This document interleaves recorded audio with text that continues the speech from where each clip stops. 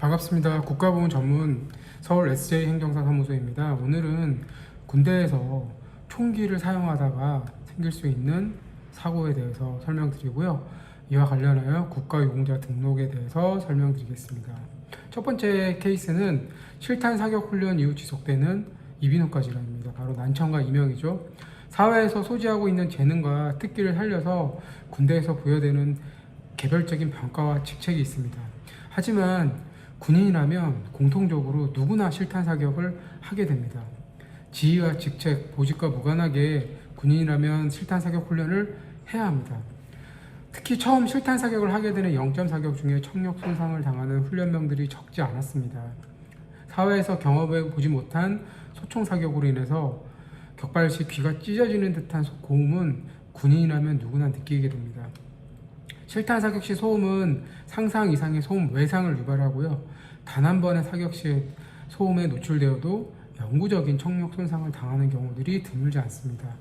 난청에 동반되는 이명 증상으로 전역이나 퇴직 이후 점차 악화되거나 지속되는 경우도 드물지 않습니다. 사회에서와 달리 군대에서는 제때 치료를 하지 못하는 경우가 많기 때문에 영구적인 청력 질환 발병이 많이 생깁니다.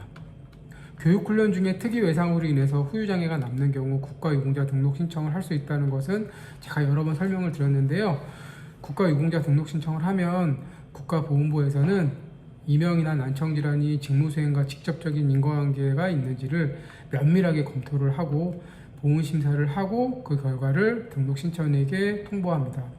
만약 몇 개월간 엄격한 보훈심사 결과 이후에 직무수행과 직접적인 관련이 있다고 판단되는 경우에는 국가유공자 요건에 해당되었다는 결정을 합니다.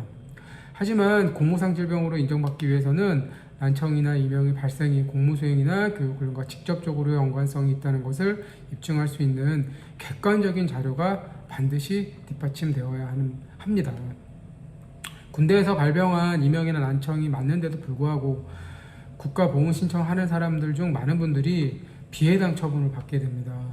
그 이유는 이명이나 난청이 직무수행과 연관성이 있다는 것을 객관적으로 입증하지 못했기 때문입니다.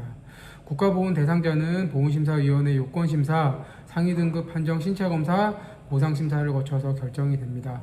까다롭고 엄격하게 진행되기 때문에 보훈심사 기준에 대해서 정확히 파악하고 등록 신청을 하셔야 합니다.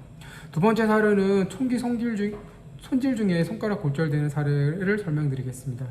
입대하면 다양한 교육훈련을 받게 되는데 특히 개인화기, K2 소총이죠. 소총과 같은 개인화기는 낯설고 다루기도 어렵습니다. 사격을 실시한 후에는 소총을 정비해야 되는데요. 총기 수입을 하다가 부상을 당하는 경우, 특히 손가락을 다치는 경우가 드물지 않습니다. 총기 수입은 언제든지 즉각적으로 실전에서 총기를 사용할 수 있도록 최적화시켜 놓는 작업을 말합니다. 총기를 분해해서 녹을 제거하고 각 부품들이 격발 시 잘 작동할 수 있도록 꼼꼼히 손질한 뒤에 다시 조립하는 것을 말합니다. 총기 수입을 하면서 본인의 화기에 대해서 재원에 대해서도 알게 되고 전시에 나의 생명을 보호해 줄 수 있는 총기를 소중하게 관리하게 됩니다. 하지만 총기 수입 및 소총 훈련 시 부상을 당하는 사례들이 정말 많습니다. 공무수행이나 교육훈련 중 발생한 부상의 경우에는 국가유공자 요건에 해당됩니다. 다만 사고와 관련된 진로 기록이나 목격자 등이 있다면 직무수행 당시 상황이 훈련 중 부상임을 설명할 수 있습니다. 기존 질병이 상위 발생에 다른 원인이 개입되어 있지 않다면 국가유공자 요건에 해당된다는 행정처분을 받을 수 있습니다. 만약 발병 경위에 대한 설명을 해줄 수 있는 객관적인 자료가 없다면 군대에서 훈련 중 소총으로 인해서 손가락을 다쳤다는 단순 주장만으로는 공무수행과의 연관성을 인정받는 것이 쉽지 않습니다. 국가유공자 등록 신청 시 입증자료의 중요성을 강조하고 있습니다. 여전히 훈련 중에 다쳤다는 사실만 가지고 국가보훈 대상자로 등록이 가능하다고 오해하시는 분들이 정말 많습니다. 원치 않는 희생에 대한 국가적 차원의 합당한 보상은 반드시 받아야 하는데요. 하지만 공무상 재해를 입증할 객관적인 자료가 없다면 어디까지나 제3자인 국가보훈부에서는 절대로 실질적인 보상을 해주지 않습니다. 입증 가능한 서류만으로 군 공무상 질병 여부를 판단하는 보훈심사 경향이 있기 때문입니다. 국가유공자로 인정받으면 다양한 보훈 혜택을 받을 수 있습니다.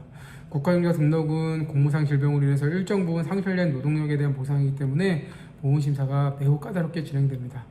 그래서 철저한 준비를 하셔야 합니다. 감사합니다.